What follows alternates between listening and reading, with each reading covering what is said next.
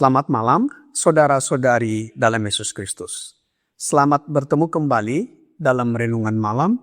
You shall receive power, atau engkau akan menerima kuasa, oleh Ellen G. White, tanggal 17 Desember 2025. Mari kita berdoa. Bapa kami yang di sorga, Allah pencipta langit dan bumi, laut beserta segala isinya. Satu-satunya Allah yang benar, yang kami sembah selalu melalui anak-Mu, Yesus Kristus. Kami bersyukur dan berterima kasih atas penyertaan dan perlindungan Bapa sepanjang hari dalam seluruh aktivitas dan pekerjaan kami. Pada malam ini, kami akan mendengarkan firman-Mu. Mohon kehadiran Roh Yesus Kristus dalam hati kami, sehingga kami dapat mengerti dan menghidupkan setiap firman yang kami pelajari dan dengarkan. Kami persembahkan doa ini di dalam nama Yesus yang adalah Tuhan dan Juru Selamat kami. Amin.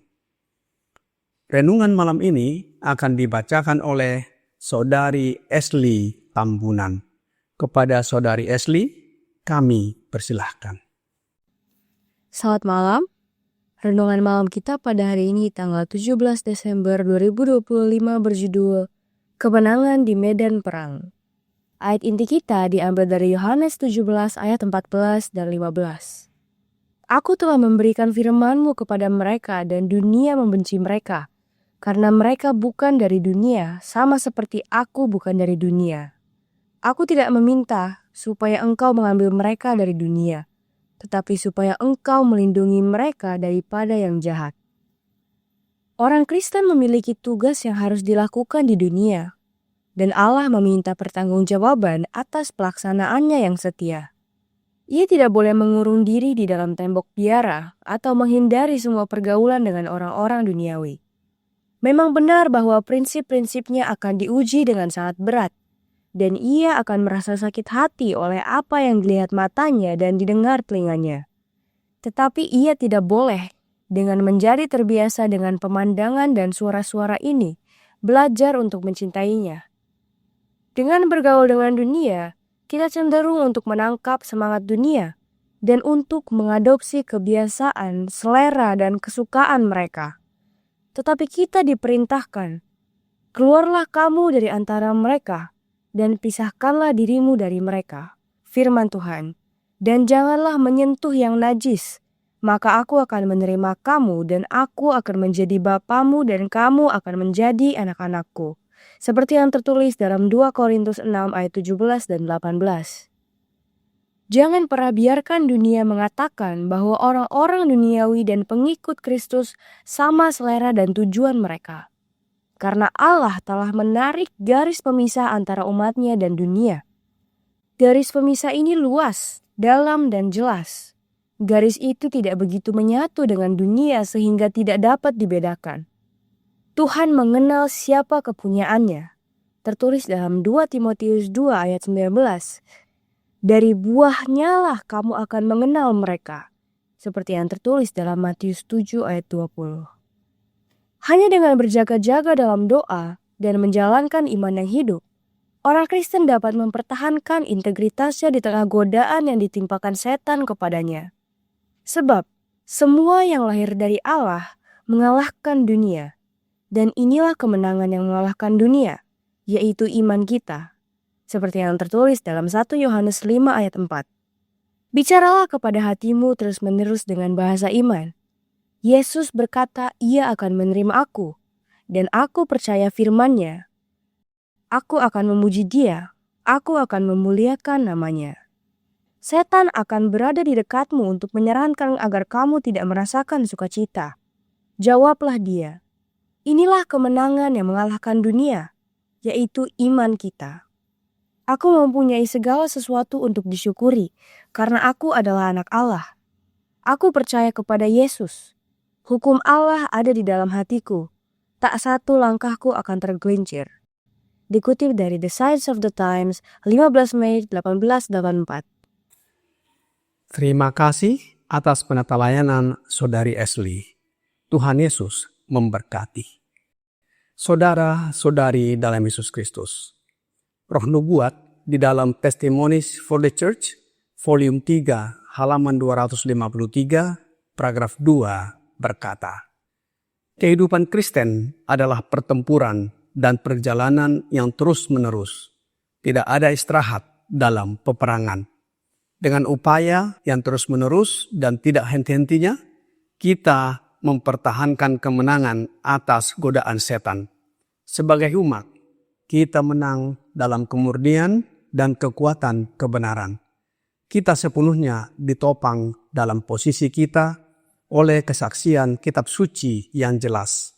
Namun, kita sangat kekurangan kerendahan hati, kesabaran, iman, kasih, penyangkalan diri, kewaspadaan, dan semangat berkorban yang alkitabiah. Kita perlu memupuk kekudusan alkitabiah. Dosa merajalela di antara umat Allah. Setiap hari, kehidupan kita sebagai pengikut Yesus atau orang percaya adalah medan perang. Bukan secara fisik, di mana iman kita diuji melalui pencobaan, penderitaan, dan konflik rohani.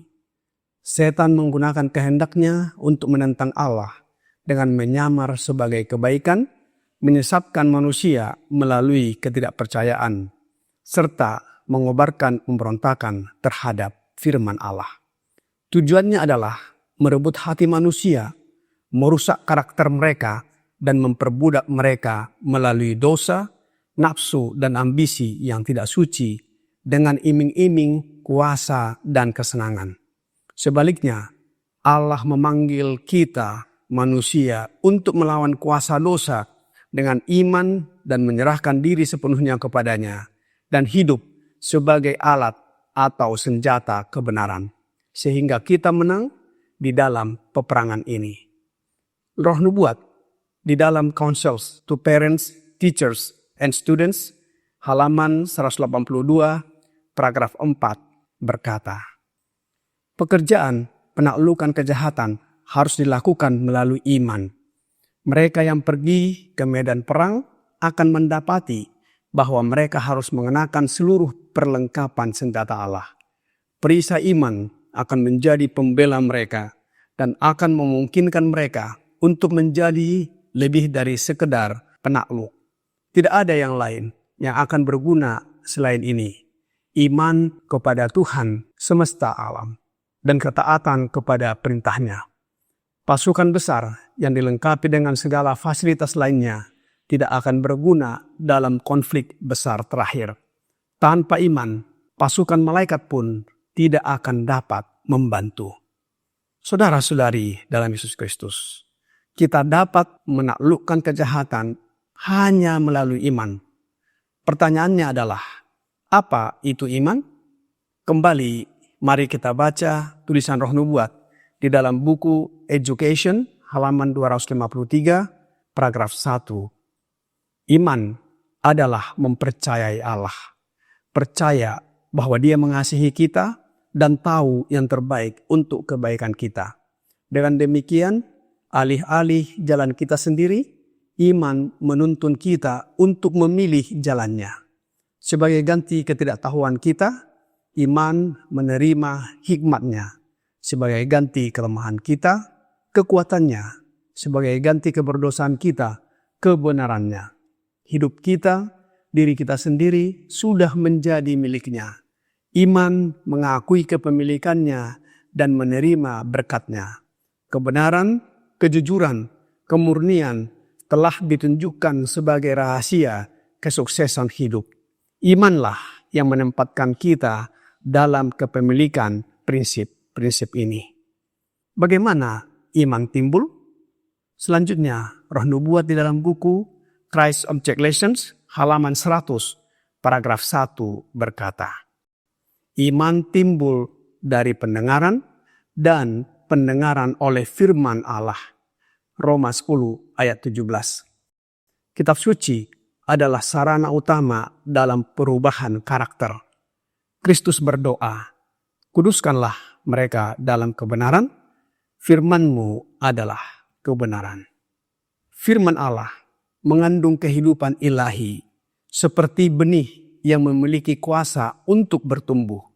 Setiap perintah dan janjinya membawa kuasa Allah sendiri untuk menghidupkan, mengubahkan, dan digenapi dalam diri orang yang menerimanya dengan iman, sehingga ia menerima kehidupan dan karakter Allah. Iman bukanlah perasaan, tetapi kepercayaan yang berakar pada firman Allah. Kepercayaan ini hanya mungkin jika seseorang mengenal Allah melalui firman-Nya. Tanpa firman, hubungan iman dengan Allah akan melemah. Firman Allah adalah sumber, dasar, dan pemelihara iman. Iman lahir ketika firman didengar, bertumbuh ketika dipercayai, dan dikuatkan ketika ditaati. Dengan demikian, iman yang sejati tidak dapat dipisahkan dari firman Allah. Bagaimana kita dapat menjalankan iman yang hidup ini? Renungan malam ini di dalam Mission Receive Power halaman 360 paragraf 4 berkata, hanya dengan berjaga-jaga dalam doa dan menjalankan iman yang hidup, orang Kristen dapat mempertahankan integritasnya di tengah godaan yang ditimpakan setan kepadanya. Sebab semua yang lahir dari Allah mengalahkan dunia, dan inilah kemenangan yang mengalahkan dunia, yaitu iman kita. Saudara-saudari dalam Yesus Kristus, menjalankan iman yang hidup dengan berjaga-jaga dan berdoa, berarti kita sadar akan kelemahan diri kita, peka terhadap kehendak Allah dengan mempelajari dan menghidupkan firman-Nya, dan terus bergantung pada kuasa-Nya, yaitu Roh Yesus Kristus. Iman seperti ini tidak pasif, melainkan aktif, hidup, dan menang atas dosa melalui pertolongan Allah. Kiranya renungan malam ini membawa pembaharuan bagi kita. Tuhan Yesus memberkati. Mari kita berdoa. Bapa kami yang di sorga, terima kasih atas firman yang sudah kami dengarkan malam ini.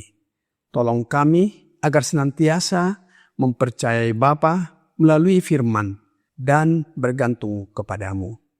Kami mohon karuniakan Roh Yesus Kristus dalam hidup kami, sehingga kami menang mengalahkan godaan dan pencobaan dari setan setiap hari. Karakter kami diubahkan menjadi sama dengan karakter Yesus, dan kami dapat menuruti kehendak-Mu. Banyak dosa dan pelanggaran yang kami lakukan ya Bapa, mohon ampuni kami.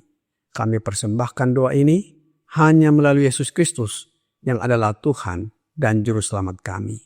Amin.